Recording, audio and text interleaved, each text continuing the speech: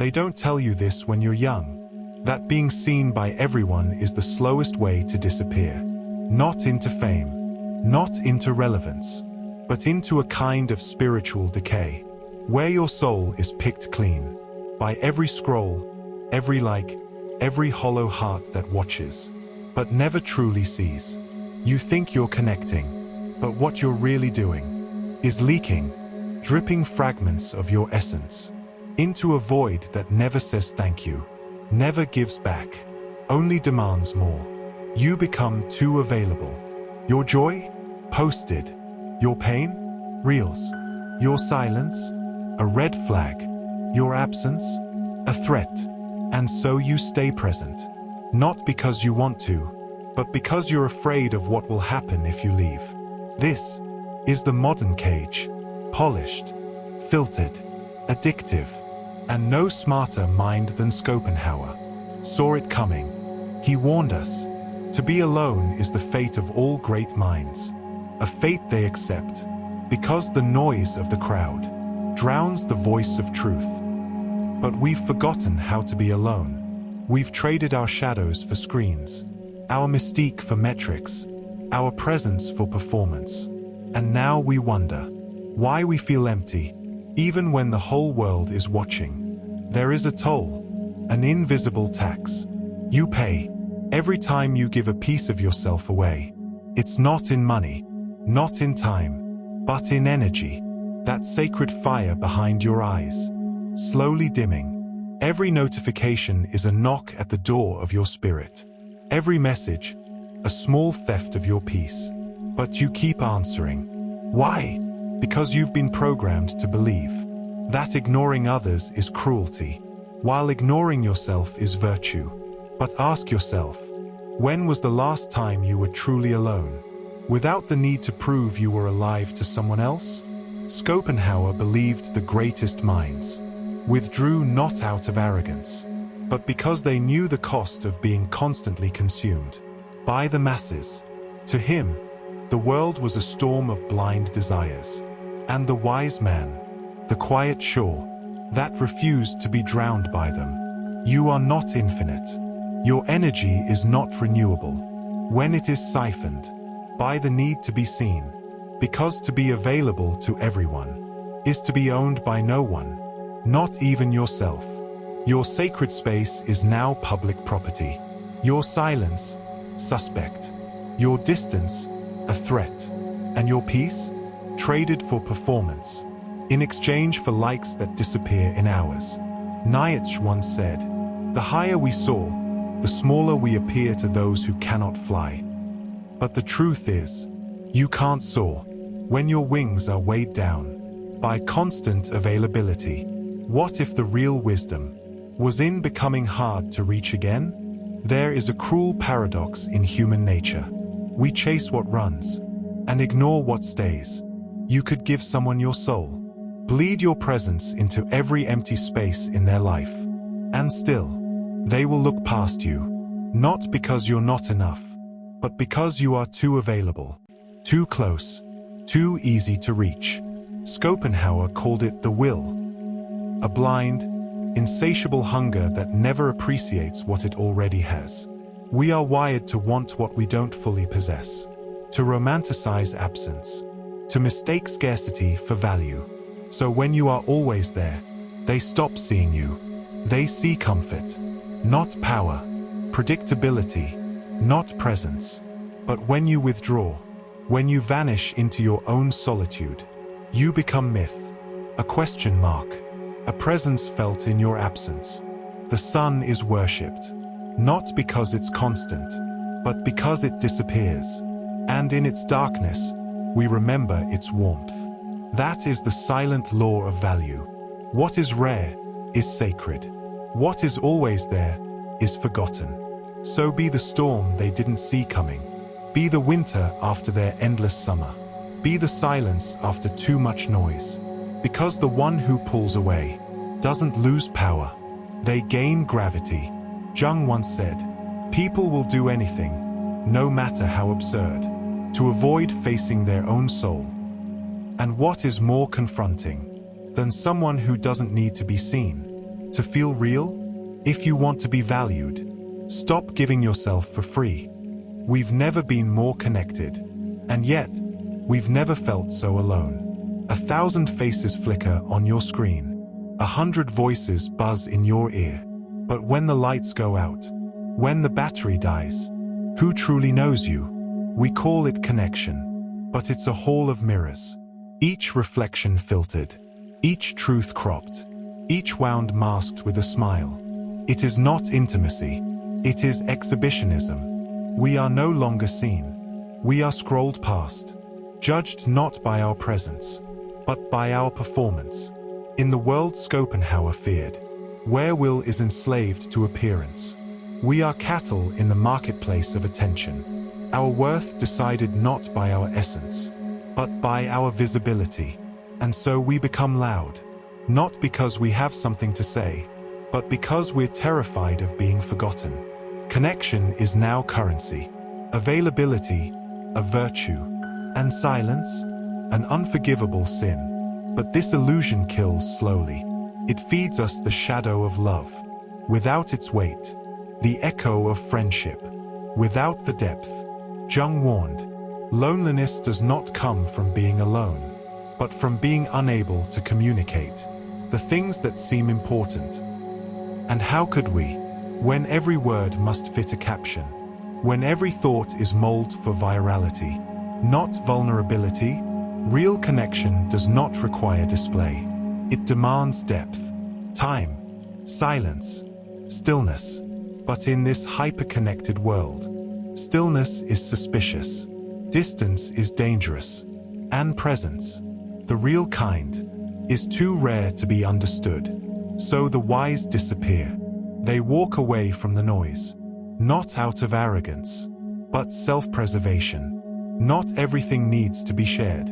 Some things only survive in the dark. They say you don't truly know a person until you've seen how they act when they are alone. But what about you? Do you know who you are? When the noise dies, when no one is watching, when the mirror isn't asking for a performance. Most people run from solitude because silence reveals the parts of them they've buried beneath approval. But solitude is not a punishment. It is a ritual, a stripping away, a fire that burns off the masks you've mistaken for skin. Schopenhauer believed that only in solitude could a person cultivate true inner depth, because to know oneself, one must withdraw from the false reflections offered by others. It is in the quiet that you learn if your soul still has a voice, if your dreams were ever truly yours, if your identity is anything more than the roles you've been performing for validation. You learn whether your laughter echoes from your chest or from your need to be liked. And what you discover may hurt. You may find loneliness, abandonment, a broken inner child, still waiting to be held. But deeper still, you will find a power that can never be taken away. Because when you become your own witness, your own audience, your own sanctuary, you are no longer owned by anyone's attention. Jung wrote, who looks outside, dreams. Who looks inside, awakens. And solitude is the doorway to that awakening. It's not absence, it's presence. Without performance, it's being enough. Without being seen, you cannot command respect from the world until you respect your own silence. And you can't do that until you learn to be alone. There is a reason kings sit on thrones, not in crowds. Why mystics retreat into mountains. Why wolves walk alone. It is not pride, it is power, the kind born from distance. In a world obsessed with access, boundaries are rebellion. They say, I will not be consumed. I will not be defined by how often I reply, or how easy I am to reach. Most people fear detachment because they confuse it with rejection. But real detachment is not a wall. It's a filter, a sacred gate that says, only those who honor my presence deserve my energy. Schopenhauer saw this long before smartphones. He warned of the herd instinct, the compulsion to be included, to be validated, to belong. But belonging without boundaries is self-erasure. You become a mirror for others' expectations, never a window into your own soul. Mystique, the quiet power of being unknowable, is not manipulation. It is preservation. It is the art of keeping something sacred, unseen, so it cannot be corrupted by hungry eyes. People chase what they do not fully understand. They respect what they cannot fully own. And so, the ones who move in silence, who speak less but mean more, who are not everywhere but are unforgettable when they appear, they command gravity. Detachment doesn't mean you don't feel. It means you don't perform your feelings for those who haven't earned them. Jung once said, "Until you make the unconscious conscious, it will direct your life and you will call it fate." Boundaries make the unconscious visible. They teach you what you're truly willing to suffer for, and what you'll never suffer again. In a world that wants to consume you, your detachment is your sword, your mystique, your armor, your silence, your crown. There is a part of you that you buried to survive. The part that said no when everyone demanded yes. The part that wanted to scream while you smiled through the pain. The part that asked for truth in a world that rewarded masks. Jung called it the shadow, the abandoned self, the exiled voice, the ghost of your truest instincts, that you banished to make others comfortable. You became nice. You became liked. You became available. But in that surrender, you lost the wolf, the one who was never meant to be domesticated by approval. Shadow work isn't aesthetic. It's not self-help. It's war. It's the quiet rebellion of unearthing. Everything you were told was too much, too selfish, too dangerous to be loved. But here's the secret. The shadow isn't your enemy. It's your buried truth. And it's tired of hiding. You feel it in your silence, in your resentment, in the exhaustion of smiling. When your soul is begging for distance, the self you gave away to please others is now clawing its way back. Through your insomnia, your anxiety, your quiet inner rage. To reclaim it, you must become unlikable to the world, so you can become unforgettable to yourself. You must disappoint those who only love you for your compliance. You must become scarce to those who fed off your constant yes. Because the version of you that everyone liked was a version you built from fear. And the one who rises from the shadow, that's the version they won't understand. But you will finally recognize yourself.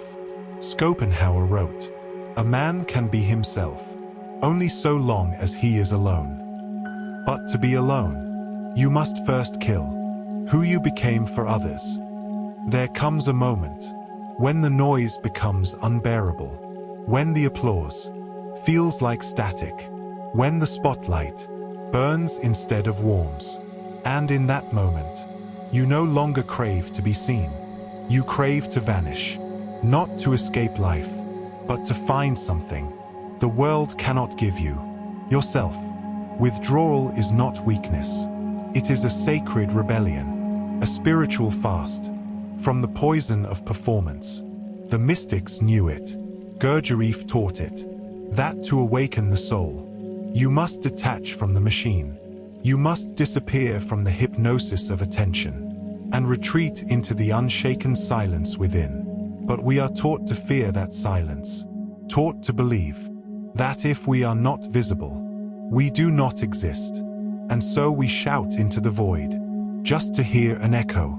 We trade solitude for stimulation, depth for distraction. We scroll to remember we are still alive. But aliveness doesn't come from being seen. It comes from being centered. And that center can only be found in the quiet lands, beyond the reach of others. When you withdraw, you enter the temple of yourself. You shed the borrowed voices, the synthetic desires, the curated personality. you war to survive. You begin to hear the ancient rhythms of your own soul. And in that rhythm, there is power, real power, not the kind that controls others, but the kind that can't be controlled. Seneca said, "Withdraw into yourself, as far as you can, because only in that retreat can you see who you were before the world told you what to be." This isn't loneliness, it's resurrection. And the version of you that emerges isn't louder, it's clearer, colder, unmoved, sacred. The loudest one in the room is almost always the weakest, because true power moves in silence. It does not announce, it does not explain, it simply is, and the world adjusts. We've been trained to overexpress, to explain ourselves, defend ourselves, broadcast ourselves, until there's nothing left but echoes. But what if your silence was more terrifying than your words? What if your absence echoed louder than your constant presence? There is a gravity in the one who says little, who walks away without fanfare, who doesn't beg to be understood, because they have already understood themselves. Schopenhauer taught that respect is not given, it is felt, in the presence of something rare. Silence is rare, distance is rare, presence, real, embodied presence, is almost extinct. But when you master these, you become unforgettable, not because you're everywhere, but because you're not. Your words carry weight, because you don't speak often. Your presence is felt, because it's not always available. Your boundaries are feared, because they are non-negotiable. You don't need to convince anyone of your worth. You've become sovereign, and sovereignty doesn't explain itself. The world chases what runs, it respects what's scarce, and it bows, unconsciously, to the ones who no longer need it. This is the paradox. You must withdraw to command presence. You must become less to be felt more. Jung called it holding the tension of opposites.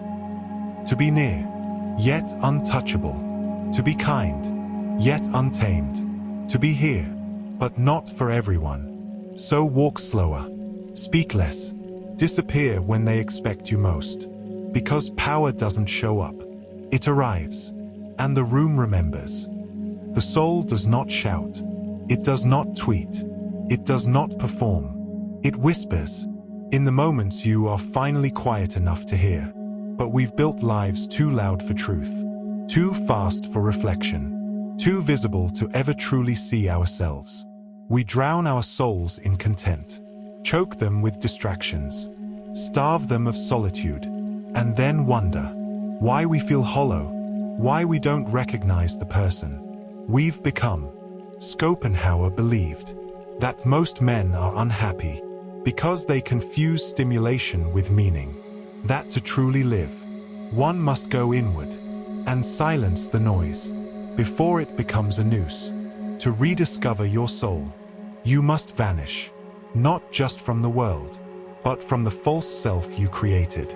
To survive in it, you must become unreachable, not out of cruelty, but as an act of reverence.